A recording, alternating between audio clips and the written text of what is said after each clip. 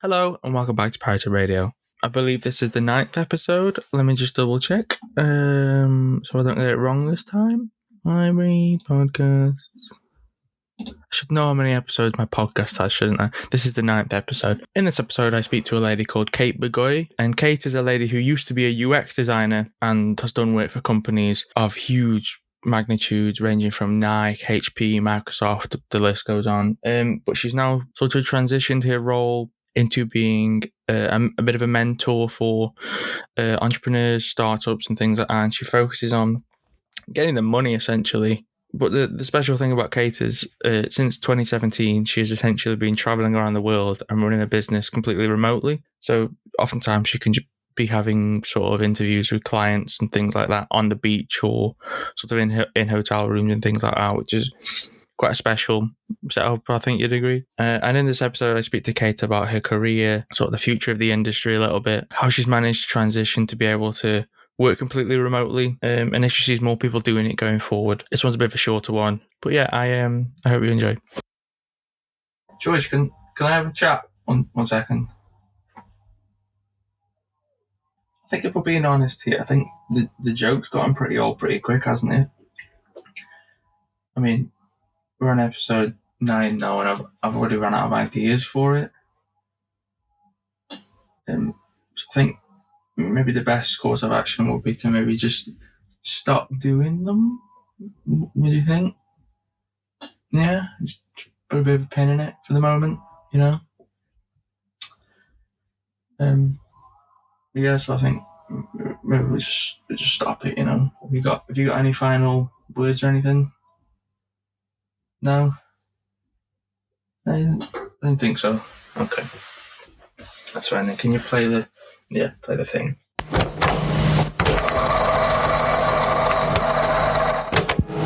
So first of all, for the people listening at home that maybe don't know yourself, can you run over sort of who you are, what you do, things like that? Sure. I'm Kate Bagoy. I am a senior product designer, working mostly with ed tech startups and SaaS platforms.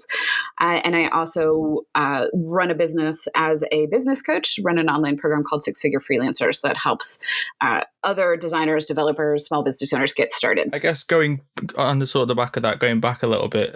So as I'm sort of reading your website now. As I understand, you graduated with a graphic design degree. So is graphic design being something, and sort of marketing and design in general, has that been something that you've had an interest in from sort of a young age, or is it more of something that you've gotten into sort of later on in life? No, I've always really loved design. I mean, I remember being a kid and actually being really interested in going into advertising for some reason.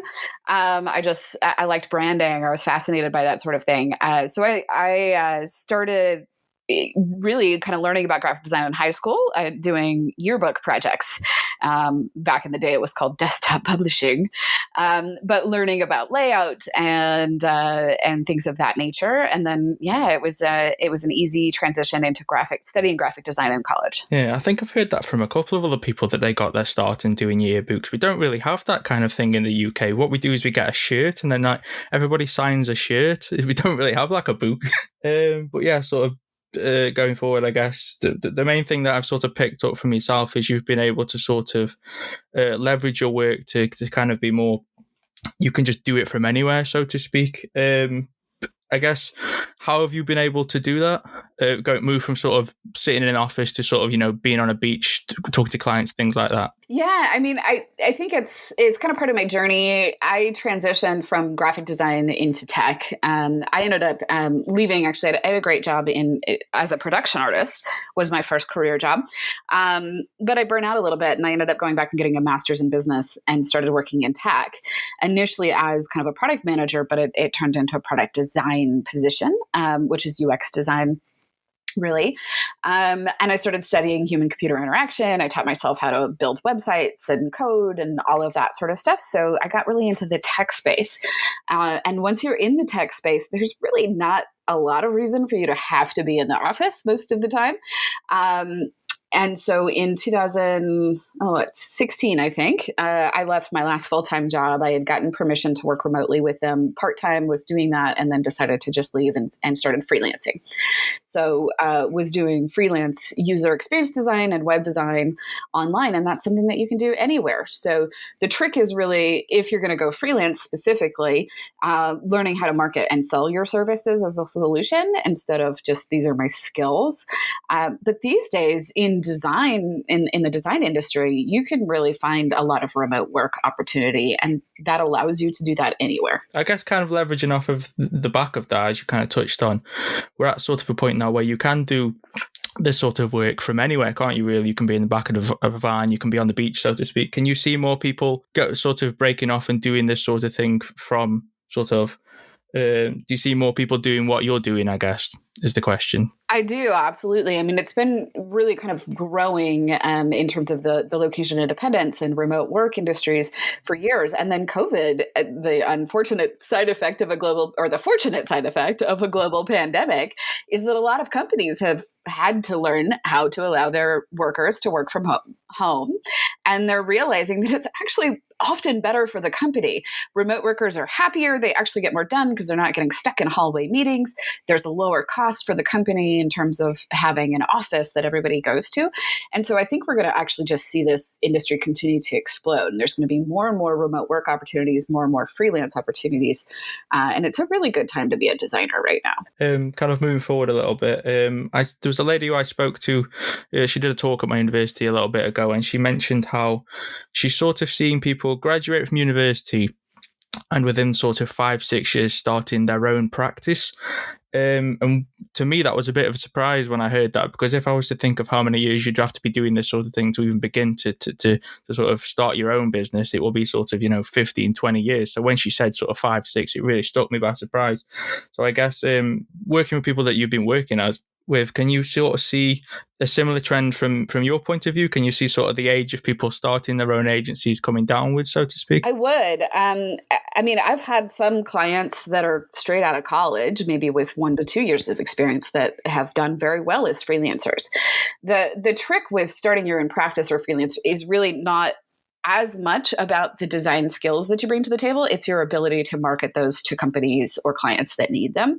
And that's why a lot of freelancers struggle to really build an agency or build a business. They don't think like business owners. They're creatives, and they think like job seekers. So I don't think it's as much about how long you've been in the industry as much as understanding that what you do is valuable and having some skills that you can bring to the table to potential clients.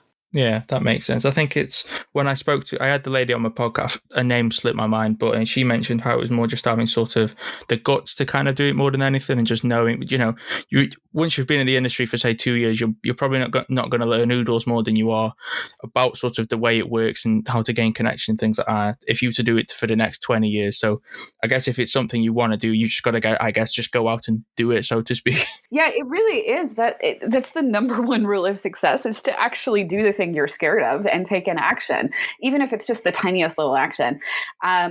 Because if you're good at what you do in terms of design or development or whatever it is that you're hyper focused on, and you enjoy doing that, you don't need to improve those skills necessarily to help somebody else. You do need to have the courage to offer that to somebody else. No, that makes perfect sense. Again, moving forward a little bit on when I was liaising with yourself, one of the things that got mentioned was you sort of, and when you come on podcasts and things like that, you enjoy discussing some of the biggest mistakes that you've sort of made and then learned from in your career. So I guess, is there any that sort of springs to mind that you can sort of pass on to younger people, students, things like that? Yeah, I think I'm a big fan of sharing the mess as much as the message, right? Like, because we all struggle. And oftentimes, particularly these days, with the rise of social media and the influencer, everybody likes to package things up like their life is perfect and they've never made a mistake. And that's just not the reality. If you want to have a life that you really enjoy, a career that you really enjoy, you have to be able to take risks. You have to move through the fear, and you have to do things that scare you. So some of the tips that I have for younger students or junior designers and that sort of thing would be, one, apply for the job if you're interested and you think you can do it. There's some amazing studies out there that show, particularly with women, that like men will typically apply for a job if they meet 60% of the requirements, and women won't unless they meet 80 or 90. It's how we hold ourselves back. And I see that with creative people in general a lot. They'll read a job description and say, oh, well, I only have 2 years and they want 4. I'm not going to apply. But if you really think you can do that job, take the chance, take the risk.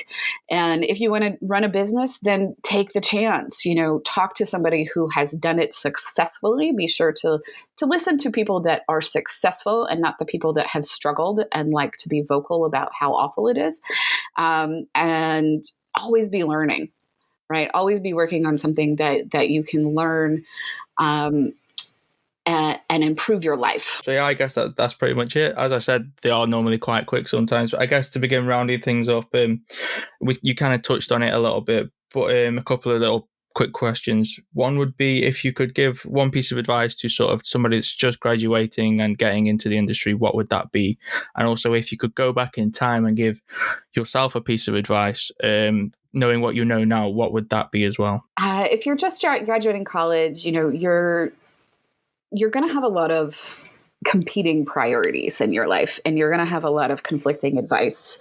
Everybody's going to tell you something different or recommend you follow a different area or do a different thing. And at the end of the day, you have to learn how to trust yourself. And you have to learn to trust your instincts and to do what's best for you. This is not necessarily related to design, but I think that one of the best gifts in my life has been learning to let go of what I think I should do and doing more of the things that I want to do, that I must do. And a lot of young people are coming out of college and their parents want them to do a certain thing and their friends think they should do something else. And stop following with the FOMO. Stop allowing yourself to get overwhelmed with FOMO and or doing things to please other people, and start doing more things that make you happy. In terms of advice to myself, that would be twofold. The first thing that comes to mind is stop drinking sooner. I got sober in my 30s, and I just look back at my 20s and think of all of the opportunities that of the way my life could have been better if I wasn't so busy on hanging out at the bar with my friends. And then from a career standpoint, learn to put in boundaries, particularly when you are newer in your career. Employees are always going to take what you give them, and there will never be a lack of work in most companies. And so you have to learn to say, no, I have too much. I can't do this. I burnt out on multiple jobs because I didn't have those boundaries in place. And I thought that I had to just do everything that was piled on me and I couldn't push back. It's your job as an employee, if you want to stay happy in your career, to learn your limits and to push back and to manage upwards, meaning let your manager know what is and is not okay for you. I guess, is there anything else you want to touch on before we begin wrapping things up? No, I would just say, for anybody out there that's new to design, it is an amazing and exciting field right now, and it's growing really rapidly. If you do want to have a lifestyle that is more freedom focused and want to work online, start developing your technical skills, start developing your design skills, start developing your business skills.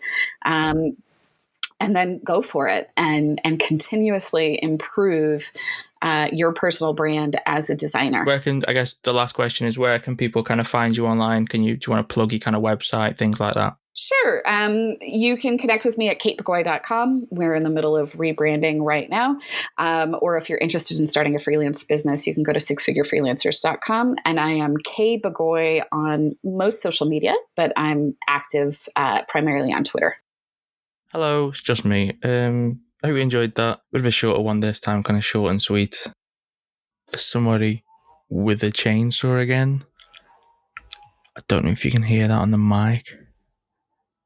You might be able to.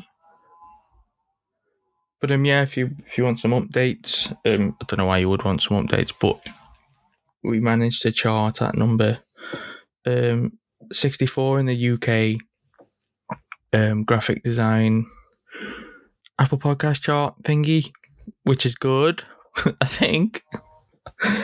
Don't know. I haven't got any charts for Spotify or anything like that. And I know that I've got up to number 17 in Sweden at some point.